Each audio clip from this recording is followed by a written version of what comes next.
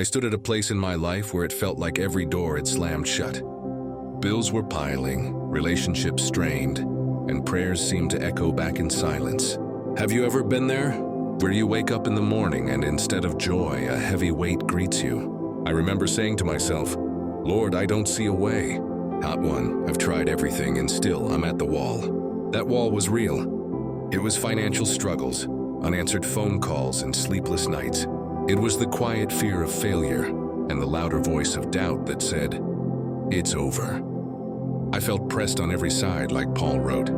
But unlike Paul, I felt crushed. And yet deep down a whisper reminded me, hold on. Don't let go of faith. So I kept showing up. I prayed when I didn't feel like it. I read scripture when the words felt heavy. And I cried, sometimes more than I prayed. But I refused to let go of the hem of his garment. Then in the middle of my darkest week, God showed up. A phone call I had long given up on came through. An opportunity that should not have been mine opened. It was as if God himself carved a doorway right into that brick wall. Suddenly, the very place I thought was my ending became the stage for his beginning. And that Sunday, I walked into church not empty, but overflowing. My hands were lifted before the first note was played. And when the worship team began to sing Travis Green's Made a Way, I couldn't hold back.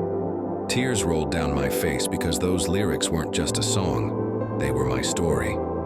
You move mountains, you cause walls to fall. That was me, that was my testimony. I stood and shared what God had done, not because I deserved it, but because his mercy refused to leave me stranded.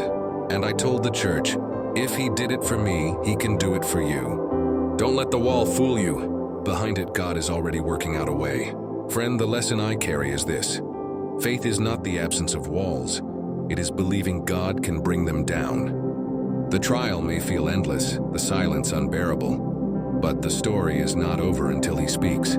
He is the God who makes ways where there are none. So today I testify. What once felt like my dead end became the very proof of God's faithfulness. And for that, my praise will never be the same.